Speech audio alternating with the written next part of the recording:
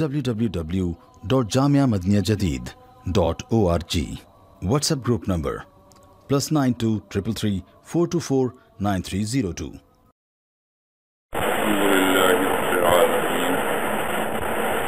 والصلاة والسلام على خير خلقه سيدنا ومولانا محمد وآله وأصحابه أجمعين. أما بعد،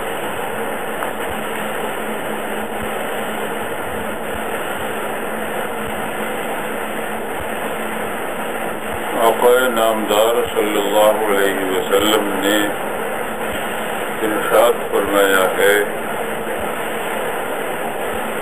کہ اس امت میں، یعنی جن کو میں نے اللہ کا پیغام پہنچایا ہے ساری دنیا میں،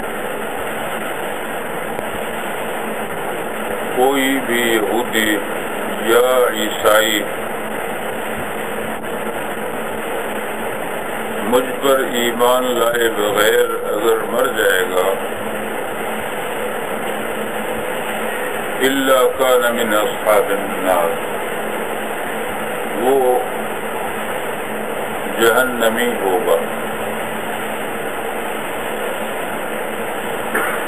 میں نے عرض کیا تھا کہ تمام انبیاء کرام پر ایمان رکھنا فرض ہے۔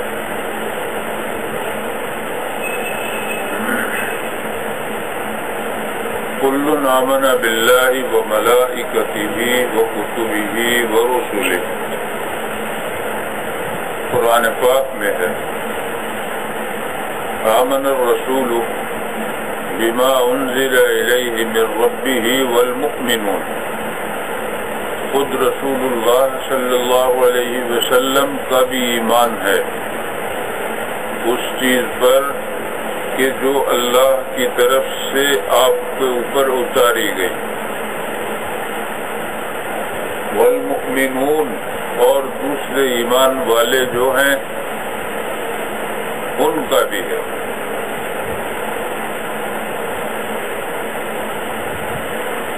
تو مومن بھی وہی ہوگا جو اس پر ایمان رکھے گا۔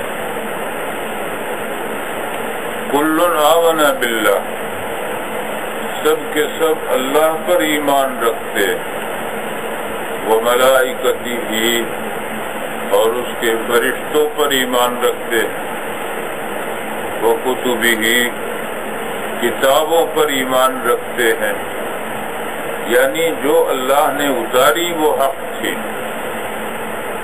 منسوخ ہو جانا الگ بات ہے۔ باقی تورات پر جو حضرت موسیٰ علیہ السلام کو دی گئی ہمارا ایمان ہے کہ وہ صحیح، سچ اور حق تھی۔ حضرت داؤد علیہ السلام کو زبور دی گئی، وَآتَيْنَا دَاوُودَ الزَّبُورَ، قرآن پاک میں۔ حضرت ابراہیم علیہ السلام کو مختلف صحیفے دیے گئے، حروف ابراہیم و موسیٰ، یہ قرآن پاک میں ہے۔ حضرت عیسیٰ علیہ السلام کو انجیل دی گئی، ہمارا ایمان وَآتَيْنَاهُ الْإِنْجِيلَ، کہ وہ صحیح، وہ حق، وہ سچ، لیکن منسوخ ہوتی رہی،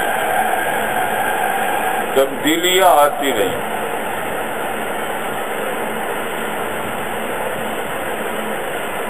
قرآن پاک ہی میں ہے ربنا لا تحملنا ما لا طاقت لنا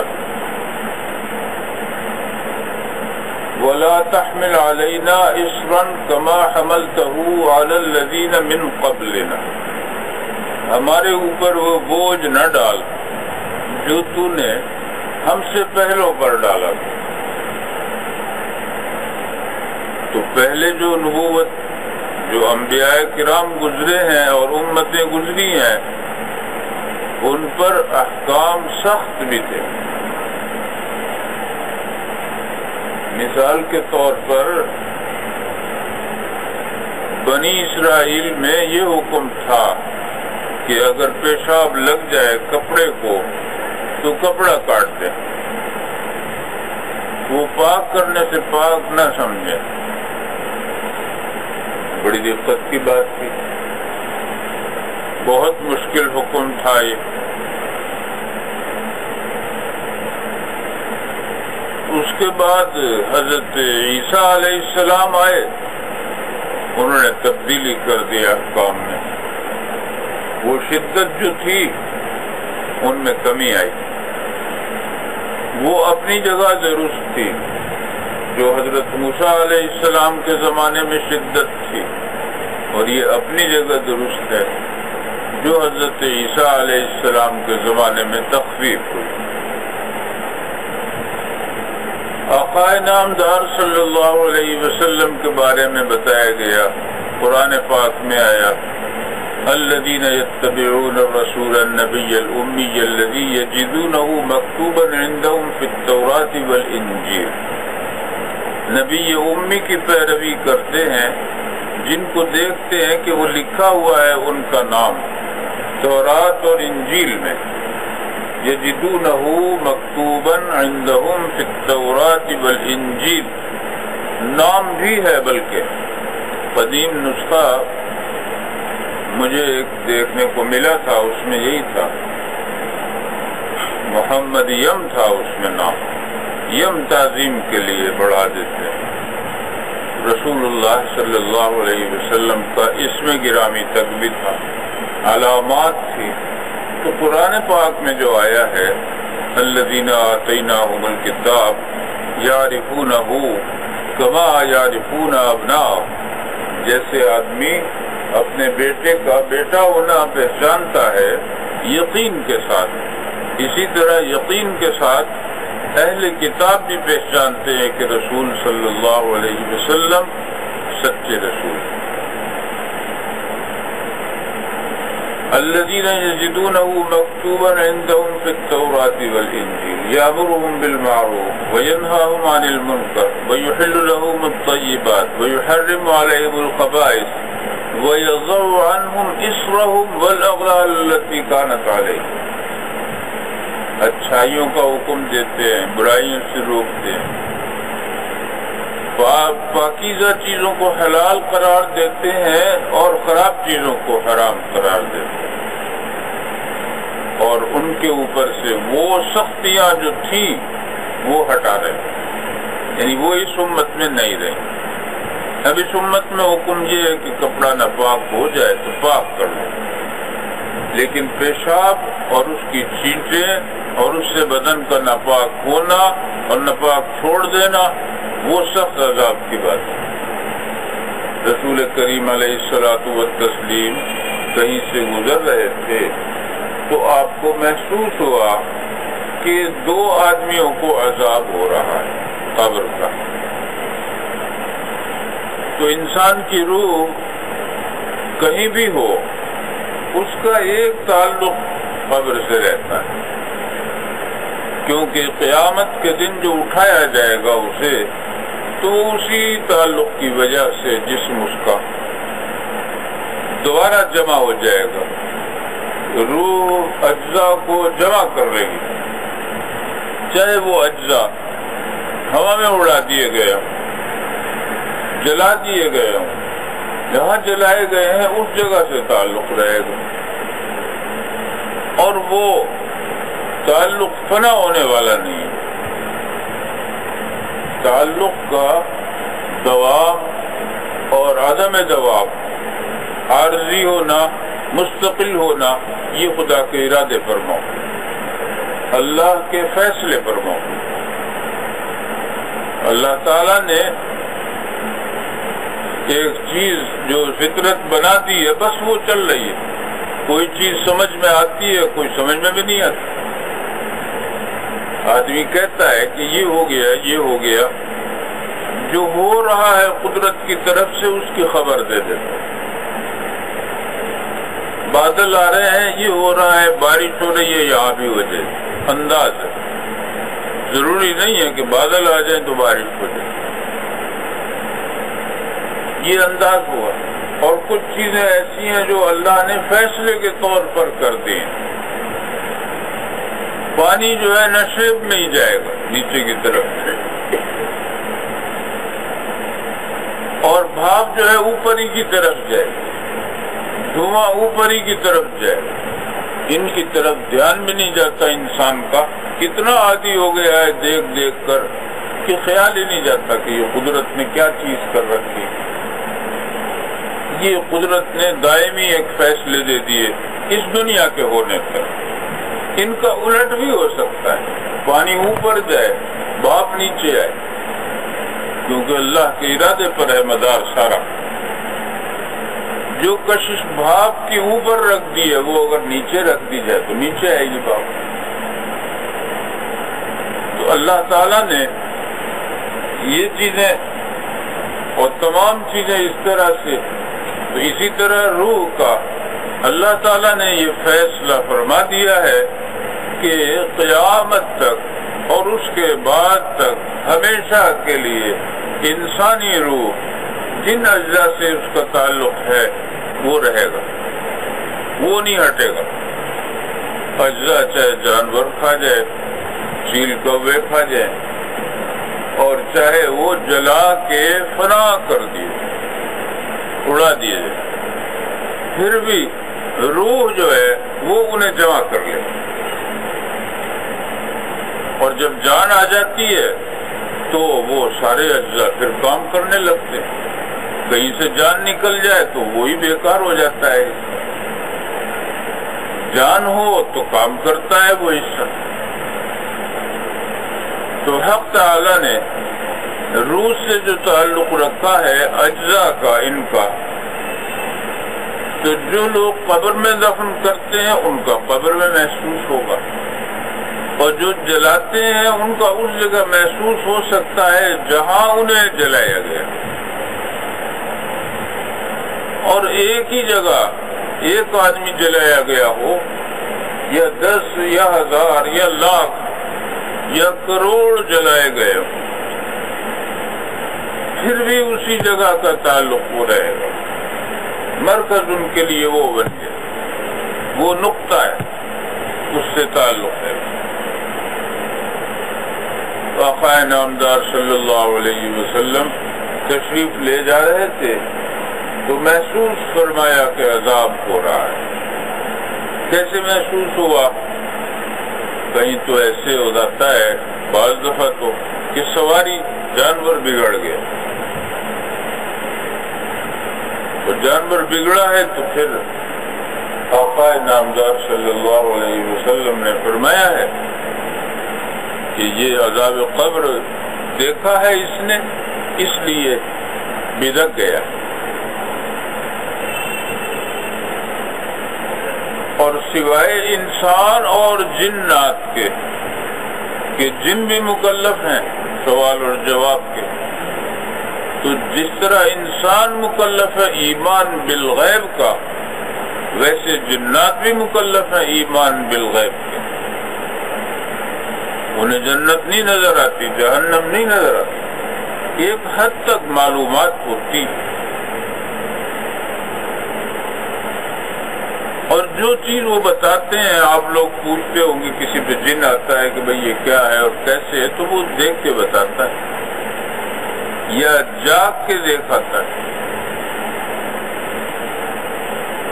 اور نظر ان کی کئی ہزار میل تک جاتی ہے، رفتار ان کی ایسی ہے 1 سیکنڈ میں 30-40 ہزار میل۔ تو آپ کو تو پتہ بھی نہیں چل سکتا کہ اتنی دیر میں وہ ہو آیا ہے یا نہیں ہو کر آیا، اور وہ ہو کر آ کر بتا دے۔ اور قرآن پاک میں ہے کہ جب یہ تعمیر ہو رہی تھی، حضرت سلیمان علیہ السلام تعمیر کرا رہے تھے، تو پھر وقت آ گیا،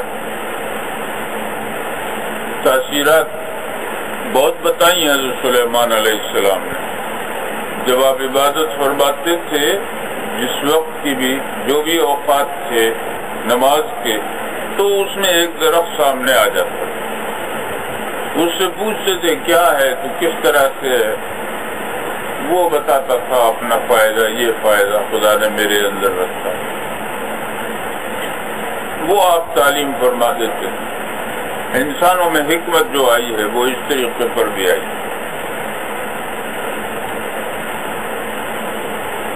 تو ایک دن ایک درخت آیا، اس نے کہا کہ میں آپ کے لیے وفات کی خبر لایا، کہ کیسے کہ جب میں بڑا ہو جاؤں گا، بڑا ہی ہو گیا تو پھر آپ کی وفات ہوگی۔ تو انہوں نے کہا کہ اچھا کہ عجیب بات ہے، 53 سال عمر حضرت سلیمان علیہ السلام کی لکھی گئی ہے، اور اللہ نے حکومت ساری دنیا کی دی، ہوا کی دی، جنات کی دی، سب کی دی، اور آج تک نہ، آج تک اس کے اثرات۔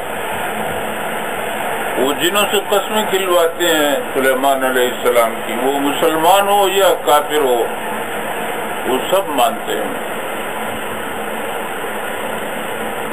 اور عمر مبارک ہوئی ہے ان کی 53 سال، 40 سال کی عرصے مدت میں نبوت ملی ہوگی ان کو اس عمر میں، اور اس کے بعد 13 سال کے دور میں یہ بھی ہو چکا۔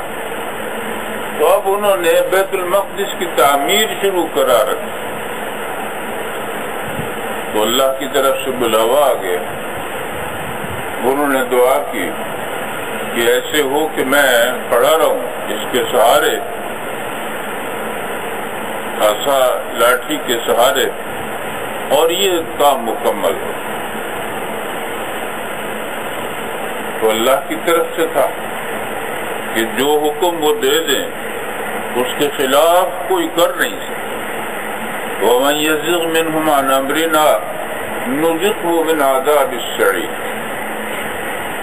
تو ہو سکتا ہے کہ اس کا مطلب یہ ہو کہ جو کوئی بھی جنات میں سے نافرمانی کرتا تھا اس کو آگ کا عذاب شروع ہو جاتا، نافرمانی کر ہی نہیں سکتا۔ تو انہوں نے یہ دعا کی کہ یہ جو کام پر لگے ہوئے ہیں یہ لگے رہیں، انہیں میرے انتقال کی خبر نہ ہو۔ تو اسی درخت کی لاٹھی سے، سہارے سے، جس طرح بھی انہوں نے بنایا اپنا سہارا، وفات ہو گئی۔ وہ کھڑے رہے 2 سال، اور یہ دن رات کام میں لگے رہے، اور کسی کو قریب جانے کی بھی ہمت نہیں ہوئی کہ جائے یا پوچھے۔ انہوں نے بس فرما دیا کہ ایسے کرو، اور یہ مکمل کر کے مجھے مکمل کرو، بس یہ وہ مکمل کرنے میں لگے۔ اور جب وہ دیمک نے کھا لیا، مکمل جب ہو گیا تو دیمک نے وہ کھا لیا۔ دیمک نے کھایا ہے تو حضرت سلیمان علیہ السلام کا جسد اطہر پھر کھڑا نہیں رہا، پھر انہیں پتا چلا کہ وفات ہو۔ قرآن پاک میں ہے لَوْ كَانُوا يَعْلَمُونَ الْغَيْبَ مَا لَبِثُوا فِي الْعَذَابِ الْمُهِينِ۔ اس تکلیف دہ عذاب میں نہ وہ رہتے، 2 سال تک لگے رہے۔ جب حیات تھے تو کسی وقت نظروں سے غائب بھی ہو جاتے ہوں گے کہ آرام فرما رہے ہیں، سو رہے ہیں، لیکن جب وفات ہو گئی تو پھر تو 24 گھنٹے وہ سامنے کھڑے رہے، وہ دن رات انہیں کام کرنا پڑا۔ تو لَوْ كَانُوا يَعْلَمُونَ الْغَيْبَ، اگر وہ جانتے ہوتے غیب تو مَا لَبِثُوا فِي الْعَذَابِ الْمُهِينِ، اس دردناک عذاب میں نہ مبتلا رہتے۔ تو حضرت سلیمان علیہ السلام کو جو صحیفہ دیا کہ وہ، تو اب یہ تھا کہ انسان مکلف، جنات مکلف، یہ 2 مکلف ہیں، ان کو وہ نہیں نظر آتا، عذاب قبر نہیں نظر آتا۔ جیسے ایمان بالغیب کا انسان مکلف ہے ویسے ایمان بالغیب کا جن بھی مکلف ہے۔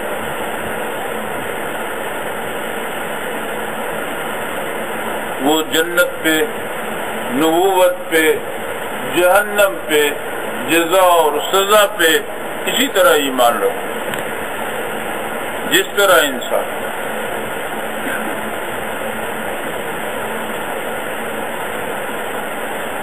تو رسول کریم علیہ الصلوۃ والتسلیم نے فرمایا کہ یہ سواری جو ہے گھوڑا یہ اس لیے بگڑا ہے کہ اسے عذاب نظر آتا ہے۔ یہ مکلف نہیں ہے، جانور جو مکلف نہیں ہے انہیں نظر آتا ہے،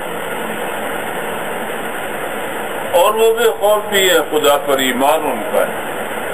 من شیء الا یسبح بحمدہ، کوئی چیز ایسی نہیں ہے جو خدا کو نہ جانتی ہو اور اس کی پاکی نہ بیان کر، تسبیح نہ بیان کر۔ ہاں ولکن لا تفقهون تسبیحهم، یہ الگ بات ہے کہ تم لوگ ان پتوں کی، درختوں کی، گھاس کی، ان کی تسبیحات کو نہیں پہچان سکتے، نہیں سمجھ میں آ سکتے، لیکن ہے ضرور۔ اور ثابت بھی ہے احادیث سے، جیسے میں نے آپ کو بتایا حضرت سلیمان علیہ السلام کے سامنے وہ درخت آتا تھا، وہ بتاتا، اسی طرح اور بھی چیزیں ثابت ہیں اس طرح۔ تو اللہ نے ان میں شعور رکھا ہے ایک درجے کا تمام چیزوں میں، تو وہ سب غیر مکلف ہیں، کیونکہ ان کے یہاں ایمان جو ہے وہ نظر آتا ہے اور کفر ہے ہی نہیں سرے سے۔ یہ دو مخلوق ایسی ہیں کہ ان کو حساب ہے، ان سے سوال ہے، یہ مکلف ہے۔ آقا نامدار صلی اللہ علیہ وسلم نے یہی فرمایا کہ اس گھوڑے کو وہ نظر آئے اس لیے بدک گیا۔ ایک جگہ آپ نے تشریف لے جا رہے تھے، فرمایا کہ ان دو قبروں کو عذاب ہو رہا ہے، دو قبر والوں کو عذاب ہو رہا ہے، اور ما یعذبان فی کبیر، کسی ایسے بڑے گناہ میں نہیں ہے یا کسی ایسے بڑے کام کی وجہ سے نہیں ہے کہ جس سے انہیں بچنا مشکل ہوتا ہو۔ تو اما احدہما فکان یمشی بالنمیمہ، ایک جو تھا وہ تو چغلی کھایا کرتا تھا، اور دوسرا جو تھا کان لا یستتر عن بولہ، یہ جو پیشاب کرتا تھا تو اس سے بچتا نہیں تھا، چھینٹیں آ جاتی تھی یا کچھ ہو جاتا تھا، پرواہ نہیں کرتا۔ تو یہ کوئی کام ایسا نہیں ہے مشکل جس سے انسان نہ بچ سکے۔ اگر ارادہ کر لے کہ یہ کام نہیں کرنا، یہ گناہ نہیں کرنا، پاک رہنا ہے، تو پھر وہ پاک ہے۔ شریعت مطہرہ نے ہمیں یہ بتلایا ہے کہ ہر وقت پاک رہو، یہ نہیں کہ نماز کے وقت پاک ہو، بلکہ شریعت کی تعلیم یہ ہے کہ ہر وقت پاک رہے، جس وقت ناپاکی آئے پاک کر لو، یہ تعلیم ہے۔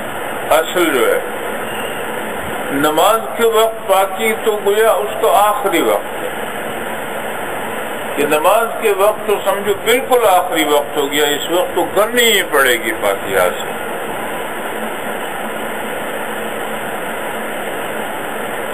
سرور کائنات علیہ الصلوۃ والسلام نے جو عذاب قبر دیکھا وہ اس جگہ دیکھا، جب گزرے ہیں قبروں پر سے تو پتہ چلا۔ اس طرح کے واقعات بہت سارے ہیں، اور ان میں عذاب قبر اور نعیم قبر، قبر کی نعمتیں اور قبر کی کیفیات کہ وہاں ہوتی ہے یا اثرات مرتب ہوتے ہیں، روح چاہے جس جگہ بھی ہو تعلق اس کا یہاں سے رہتا ہی ہے، یہ بات احادیث سے ثابت ہے۔ ابن تیمیہ وہ لکھتے ہیں کہ جب کوئی آدمی جاتا ہے تو حدیث شریف میں آتا ہے کہ اگر وہ سلام کرتا ہے مردے کو تو مردہ سلام سنتا بھی ہے، جواب بھی دیتا ہے، اور جسے دنیا میں پہچانتا تھا اس کو پہچان بھی جاتا ہے، اور اس میں وہ سب برابر ہے مسلمان،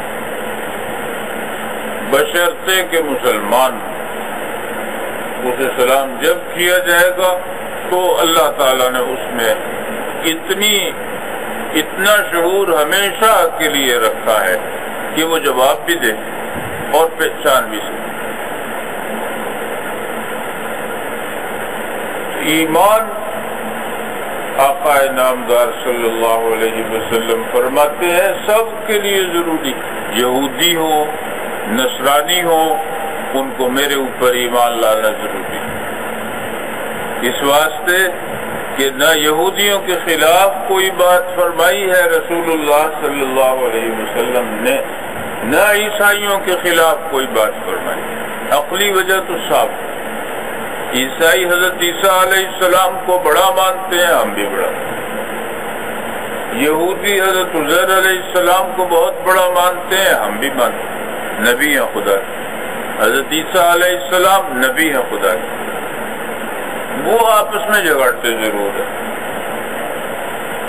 ایک دوسرے کے نبیوں کو نہیں مانتے، ہمارے یہاں یہ سلسلہ نہیں، بلکہ یہ کہ کل آمن باللہ وملائکتہ وکتبہ ورسلہ، سب انبیاء کرام، اور لا نفرق بین احد من رسل، انبیاء کرام میں ہم کسی کی بھی تفریق نہیں کرتے۔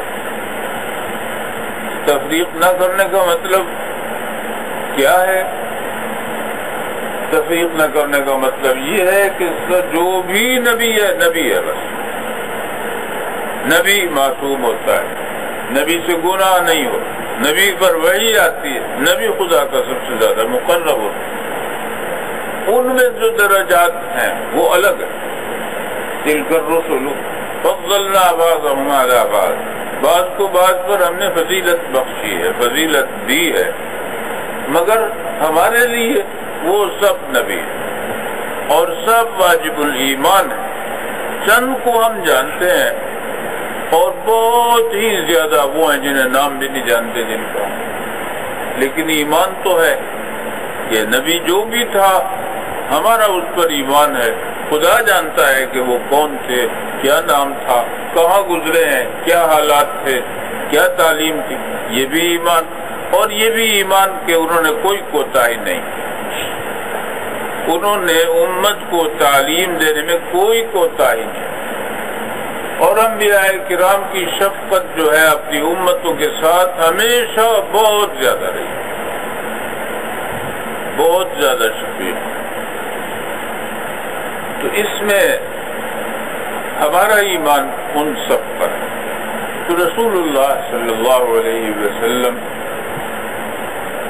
خاتم النبیین ہیں، آپ پر ایمان لائے تھے، اور ایمان لانے کی بات چل رہی تھی کہ غیر موجود جو دوسرا ہے اس کا ایمان کیسے؟ تو یہ قادیانی جو ہے ان کے بارے میں وہ ایک صاحب مجھ سے پوچھ رہے تھے، میں نے کہا تھا یاد بھی دلا دیں کہ ان کا ایمان کیسے ہوگا۔ تو جب ایمان لائے گا تو وہ اس کو کہے گا کہ یہ جھوٹا تھا، مسیلمہ کے ساتھ کذاب کا لفظ ساتھ لگا ہوا ہے، مسیلمہ کذاب۔ تو جو آدمی قادیانی ہے اور مسلمان ہو رہا ہے تو اسے یہ بات ماننی پڑے گی کہ غلام محمد کو میں جھوٹا مانتا ہوں۔ اسی طرح کوئی عیسائی ہے اور مسلمان ہو رہا ہے تو اس سے یہ کہا جائے گا، جہاں لا الہ الا اللہ محمد الرسول اللہ پڑھوایا جائے گا وہاں اس سے یہ بھی کہا جائے گا کہ حضرت عیسیٰ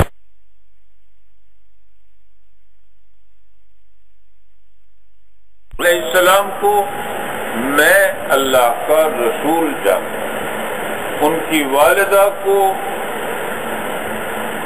ولی مانتا ہوں، ولیہ مانتا ہوں، ام صدیقہ، یہ کہے گا، تاکہ پہلا جو عقیدہ ہے اس کا کہ وہ خدا کی بیوی اور خدا کے بیٹے، اس سے تائب ہونا ثابت ہو۔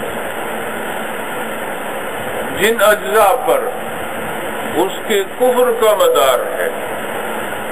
جیسے کوئی کہتا ہے کہ لا الہ الا اللہ محمد الرسول اللہ، لیکن میں مانتا ہوں رسول مگر عرب کے لیے عجم کے لیے نہیں، تو وہ صراحت کرے گا اس بات کی کہ آپ رسول ہیں ساری دنیا کے اور ہمیشہ کے، اور میں سوائے اسلام کے باقی سب سے بری ہوں. اس کی بھی صراحت کرے گا اور یہ بھی کہے گا ساتھ ساتھ کہ جو بھی دین اور ہے اس سے میں بری ہوں. تو پچھلے دین سے برات اور اسلام پر صحیح عقائد پر ایمان لانا ضروری ہے.